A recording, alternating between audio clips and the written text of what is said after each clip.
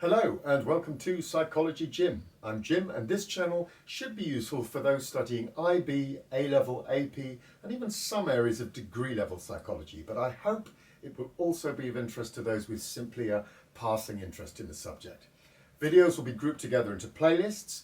I'll start with research methods, then I shall run through the different approaches, and then after that I shall make videos on specific topics such as memory and learning, anxiety and depression, attachment, cognitive biases. Indeed, I'm particularly interested in this area and hopefully more.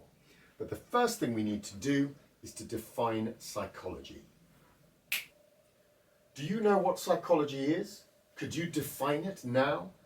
Frustratingly, most people have a somewhat misguided understanding of what the subject entails. And the biggest misapprehension I encounter is that psychology is a synonym for psychotherapy or psychoanalysis. Some believe a psychologist can spend but a few moments in your company and quickly deduce your flaws, foibles, and fetishes. But I'm afraid, or rather somewhat relieved, this is strictly the fantasy of films. Firstly, people tend to reveal only what they want to reveal about themselves. Certainly you might be able to tell if someone is lacking confidence or full of confidence, but anyone can do that. But the more nuanced aspects of a person's character and personality can be easily kept hidden. Even a trained therapist will take quite some time to get to know their client and uncover the underlying problem. Secondly, only a few psychologists pursue a psychotherapeutic route. It's but one small area of a much broader discipline. Psychoanalysis is a type of psychotherapy, and the names most associated with psychoanalysis are Sigmund Freud and Carl Jung. And rather frustratingly, these are the two names most people think of when they hear the word psychology. However, debate continues as to the validity of their theories, and most psychologists argue they are unscientific. Freud and Jung were not infallible. A lot of research has been done since their heyday in the early 1900s, and a substantial amount of their writings are now considered pseudoscientific. For example, one of Freud's central theories, repression, has been largely discredited, as have his psychosexual stages, though arguably other aspects of his work do have value.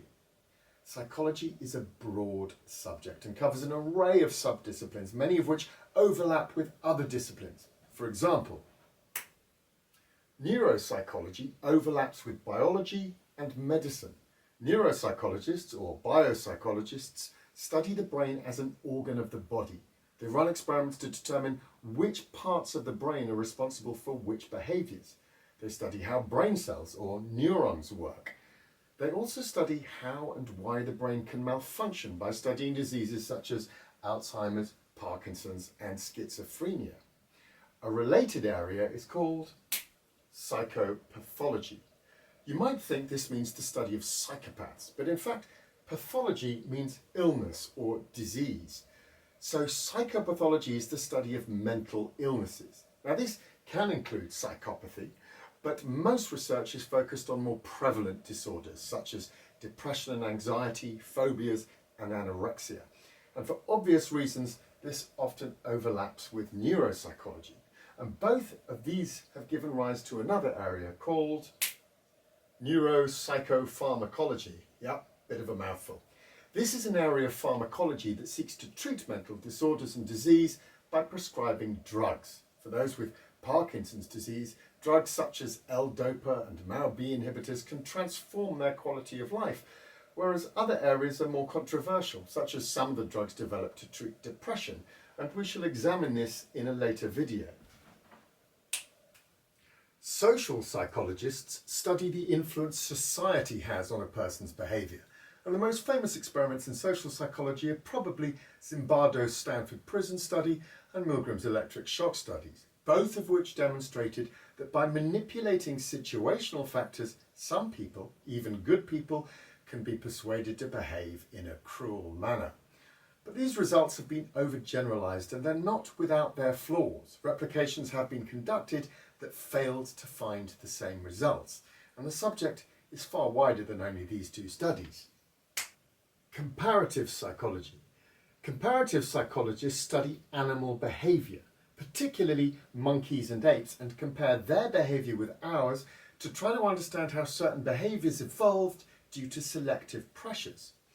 Other psychologists study memory and learning, cognitive development, attachment, eating behaviour, addiction, personality, sex and gender, aggression, and more.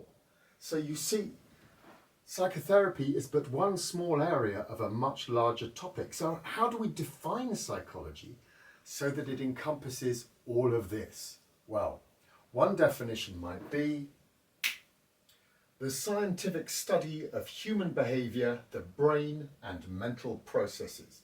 Comparative psychologists like to add the phrase and non-human primates to their definition, but what we have here is good enough for our purposes. The key word here is scientific. Psychology, scientific, nonsense, some people say. The problem is that there is a lot of nonsense about psychology online and a lot of myths. First, there are the obvious myths. For a long time, there were pseudoscientific brain training adverts online claiming that you only use 10% of your brain and that by parting with your money, they could teach you how to use the other 90%. This is nonsense. You use all of your brain. Admittedly, some people more efficiently than others. But if I cut your head open and removed even 1% of your brain, you'd have brain damage.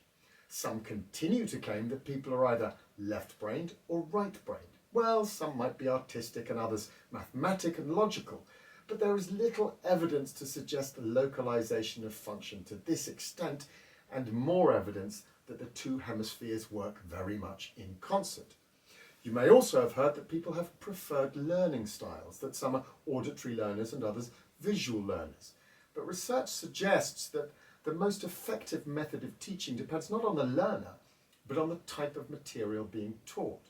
And then there are the less obvious myths.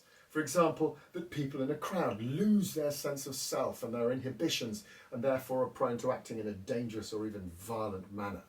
In fact, in emergencies, crowds have been observed behaving cooperatively and altruistically. So be cautious of what you see on social media because a lot of it is twaddle.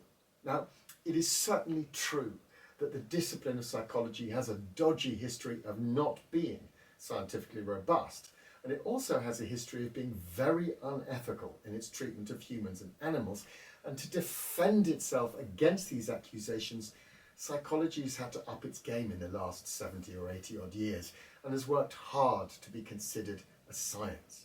So understanding how psychologists conduct research and how they run experiments is vital. This necessitates an understanding of the scientific method. Now, although you might not be conducting research, knowing how research is conducted allows you to establish if that clickbait rabbit hole into which you have descended is valid or if it's tosh, twaddle and nonsense. And for those who simply have a passing interest in the subject, understanding the scientific method will make you a better bullshit spotter. So don't be scared. Watch the Research Methods videos. It'll teach you how to spot bullshit and how to explain why the bullshit is just that.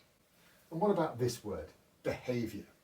With few exceptions, what experimental psychologists do is observe and measure behaviour. And it is by doing this that they figure out what's going on up here. However, behaviour is a broad term in psychology and doesn't necessarily mean actively doing something. Sleeping is a behaviour. Sitting around listlessly all day is a behaviour. That may seem obvious, but whether or not you can remember a list of words is also a behaviour. Even an increase in heart rate is a behaviour, and we can measure these and see if they increase or decrease under different conditions. And having done this, we can then infer what mental processes might be occurring. For example, if someone is becoming increasingly forgetful, this is a change in behaviour, and a brain scan might reveal enlarged ventricles indicating dementia. If we expose someone with arachnophobia to an image of a spider, we might see an increase in their heart rate or an increase in perspiration. This is a behaviour, so behaviour is a broad term. Okay, that is quite enough for an intro video. We've thrashed out a definition, and it's always important to define your terms. Click below for the first video explaining how psychologists conduct research. And please like and subscribe.